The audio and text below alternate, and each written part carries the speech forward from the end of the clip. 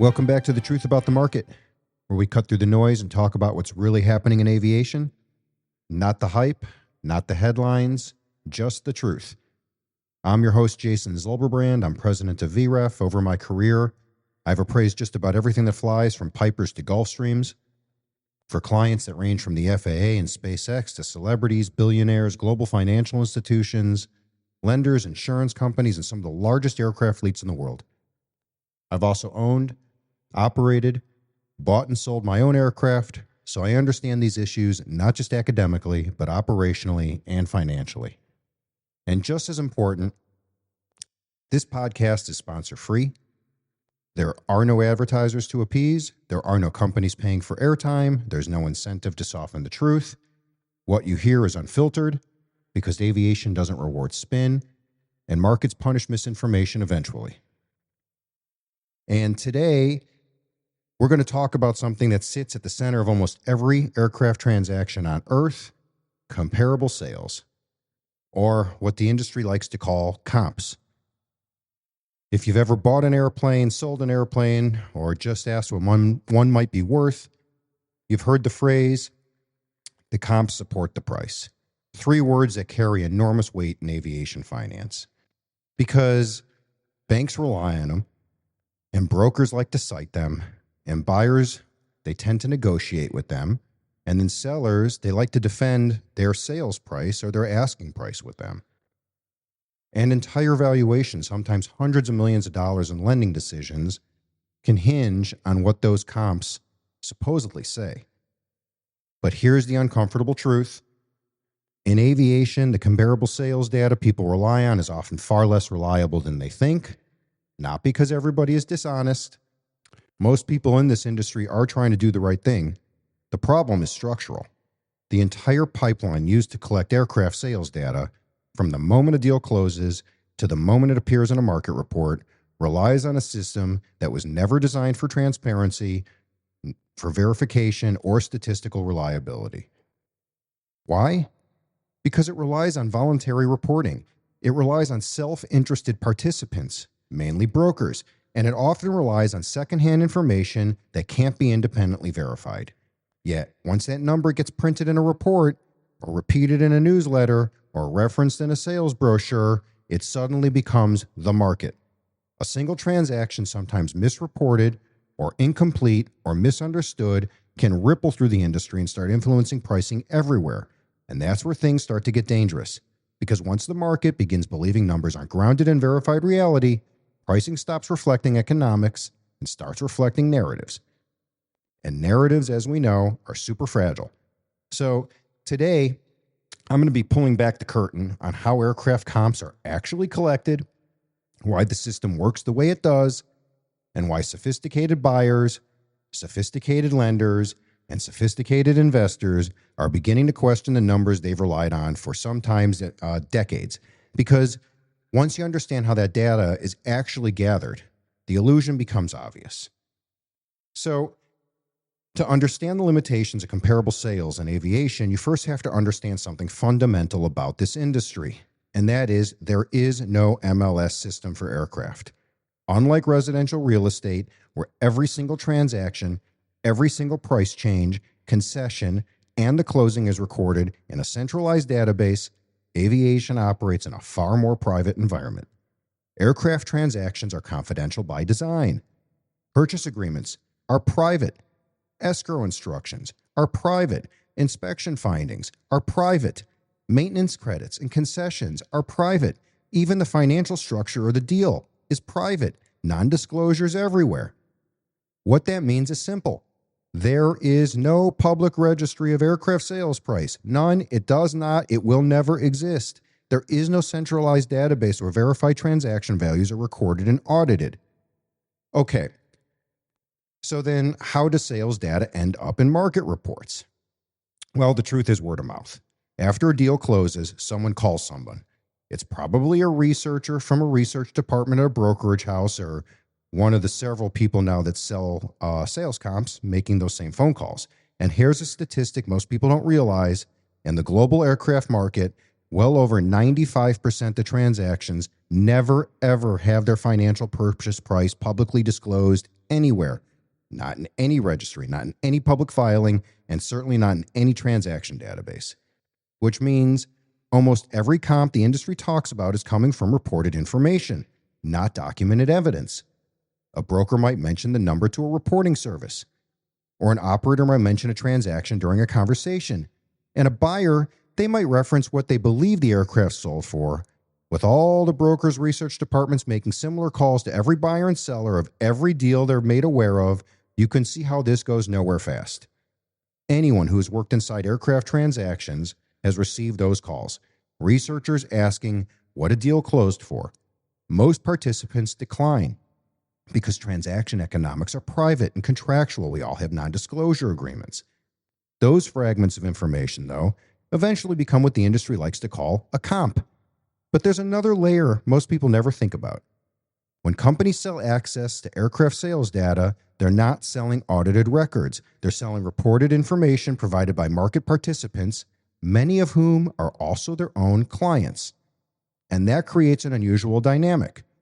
Because if you think about it, the same brokers who rely on those services for listings, marketing, and visibility are often the same people supplying the transaction data, and that ultimately becomes the product that they're reselling to you.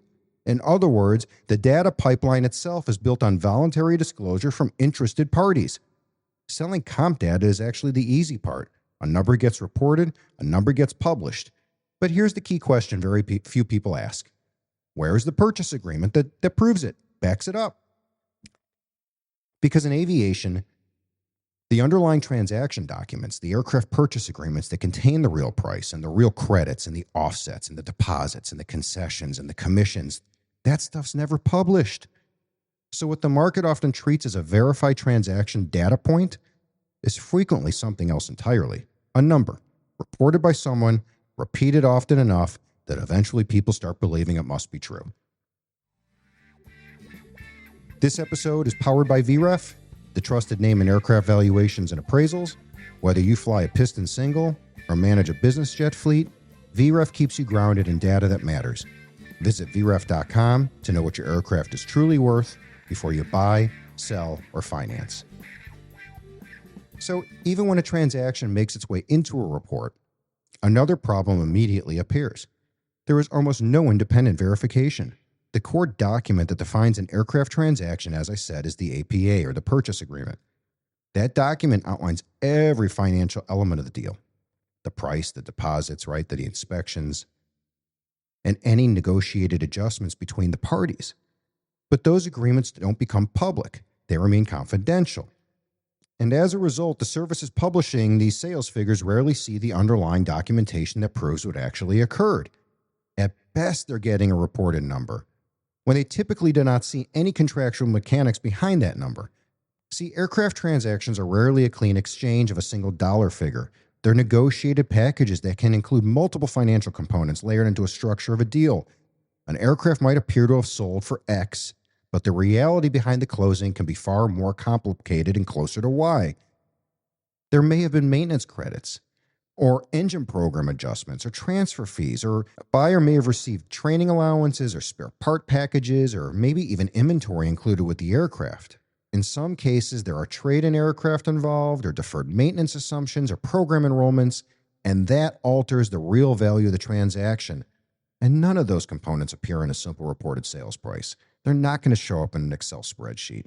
Yet once the number enters circulation, it becomes the figure that people reference when discussing that specific market. And the industry often sees a single headline price.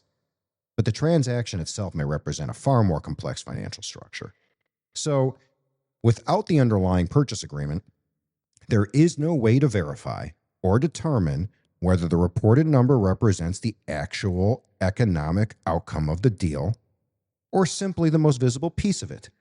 And that distinction matters more than people realize, because there's only a small number of people reporting most sales, and that's a structural reality in aviation. Market reporting is concentration. The entire information flow often depends on a relatively small number of people, gathering, circulating, oftentimes very few transaction details. Tracking aircraft sales is labor-intensive. It requires monitoring listings, calling market participants, checking registrations daily, and trying to determine whether a deal actually closed or simply moved between two brokers. Because of that workload, only one researcher can realistically follow a limited slice of the market. A single analyst might be able to stay close to 15 or 20 aircraft segments at most before the information becomes thin. That means large portions of the global fleet rely on only a handful of people trying to track activity across thousands of aircraft, which is why they don't track very many models to begin with. And as a result, the same participants appear again and again and again in the information chain. The same brokers talking to the same researchers, the same operators sharing the same information across the multiple circles of professionals. And that same market conversation gets repeated in multiple channels. And again, over time, those inputs begin to overlap. And the numbers circulating through different reports and databases and newsletters, giving the impression that multiple independent confirmations exist. But in many cases, there's only one underlying source tracing back to the same original conversation. It's no different than if you played operator as a kid. And that creates a phenomenon where data begins to reinforce itself. What appears to be a large and diverse data set may actually be a relatively small group of voices describing the market repeatedly. And to an outsider, or a neophyte, or someone new to the system, or new to the industry, what they're seeing may be broad and comprehensive. But beneath the surface, don't be fooled. The flow of information often moves through a very narrow pipeline, and when that pipeline is narrow, the market narrative can become far more fragile than people realize. But there is another dynamic layered into the process that rarely gets discussed openly, because many of the participants supplying transaction information are also actively selling aircraft. And they represent inventory. And sometimes they have tons of listings. And often they have multiple aircraft of the same make and model on the market at the same time. So check this out. What happens, the perceived value of the aircraft type directly affects the seller's own position. If the reported sales in the segment appear strong, it supports stronger asking prices for similar aircraft still available for sale. And if the numbers appear weak, well, it's going to shift leverage quickly towards buyers. So reporting activity can sometimes align with economic incentives. When someone has several aircraft of a particular model for sale, it truly becomes beneficial for the broader market to believe those aircraft are trading at higher levels. A strong reported transaction can influence negotiations across the entire segment. Once a number enters the information stream, it begins traveling quickly. It appears in conversations, it becomes a reference point, and over time, that number can start shaping expectations. This dynamic exists in many asset markets because information gets shared by participants with financial exposure to the outcome, and that can influence how prices are perceived. But in aviation, where transactions are private and verification is limited, the effect can be amplified. Because when enough participants begin representing or repeating the same number, the market can start treating it as established reality, even when the underlying transaction details remain unseen. If you're tired of guessing aircraft values, try VREF Online. Real-time data, quarterly updates, over 900 models at your fingertips, from residual value forecasts to depreciation trends. It's the platform trusted by every lender, insurance company, and broker worldwide. Subscribe today at VREF.com. Start making decisions based on facts and not feelings. So why does all of this matter anyway? Well, this isn't just an academic debate about how market data is collected. It has real consequences for how aircraft are bought and sold, financed, and valued. And when buyers and lenders and investors or analysts rely too heavily on a small set of reported transactions, they risk forming conclusions about the market that may not be accurate. A few circulated numbers can begin shaping those expectations, and then it begins influencing negotiations, and then it begins influencing loan underwriting, and then the influence, the perception of whether a market is strong, weak, or stable is wrong. But the aircraft values are not actually determined by a handful of reported transactions. They are determined by how the market behaves as a system, how many aircraft are currently available for sale, how quickly those aircraft are being absorbed by new buyers, whether inventory is expanding or shrinking. and where aircraft sit in their maintenance cycles, or whether major inspections or engine events are approaching, and how financing conditions affect the ability of buyers to enter that market, or whether lenders are expanding credit or tightening underwriting standards. See, those factors influence pricing power far more than a few isolated numbers called sales comps. A market with rising inventory and slow absorption will behave very differently from one with constrained supply and strong demand, regardless of what a few reported transactions might suggest. Likewise, an aircraft positioned just before a major inspection carries very different economic implications than one that recently completed a heavy maintenance event. In other words, pricing exists inside a broader system. Sales numbers alone cannot capture that ecosystem. When people focus only on isolated transactions, they risk mistaking individual anecdotes for structural market signals. Understanding the aircraft market requires looking at the full picture, the inventory dynamics, the life cycle economics, and the capital environment surrounding the entire fleet, because those forces ultimately determine where values actually move. Professional aircraft valuation cannot rely on a small collection of scattered transaction sales comps. Serious analysis requires a structured view of the market, built from multiple layers of evidence that together describe how aircraft are actually trading and why. At the foundation is observable market behavior, how many aircraft are listed for sale, how long they remain on the market, how frequently listings disappear or come back. These patterns reveal the pace of real activity and the balance between supply and demand. And next comes the maintenance positioning, because two aircraft of the same make and model can have dramatically different economic profiles depending on where they sit in their maintenance cycle. Because heavy inspections or landing gear overhauls or engine events, avionics upgrades, service bulletins, they all influence the real economic value of an airplane. Adjusting for those factors is essential to any credible valuation. And let's not forget the inventory dynamics, because that's critical. If the number of aircraft for sale begins rising faster than buyers can absorb them, pricing pressure will eventually follow. Conversely, when inventory tightens and demand remains steady, values often stabilize or strengthen. Those movements happen across fleets long before they show up in isolated sales comps. And then there's the buyer demand and transaction velocity, how quickly deals are forming, or how long people are negotiating back and forth, or how many potential buyers may exist for a single airplane. Because those signals reveal the true liquidity of the market. And liquidity ultimately determines whether aircraft values hold or they begin to soften. Sales data can certainly play a role in this process. It's a piece of the puzzle, but only when it is interpreted with broader structure of the entire market. Because without that context, individual transactions stop functioning as analytical inputs and begin self-serving a different purpose entirely. They become negotiation tools, numbers cited selectively to strengthen a market position rather than describe the full reality of the market. Here's my final thought. Comps are not the market. Comparable sales have their place in aviation analysis and research.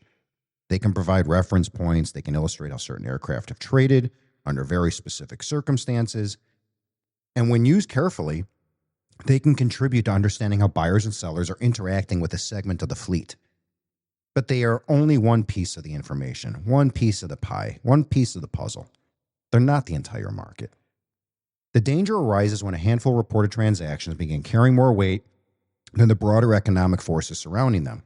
When that happens, individual deals, often incomplete, sometimes misunderstood, and frequently lacking context, start shaping the narrative of an entire market.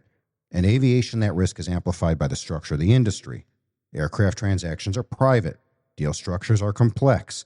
Documentation is confidential. And the information that circulates publicly is often partial at best.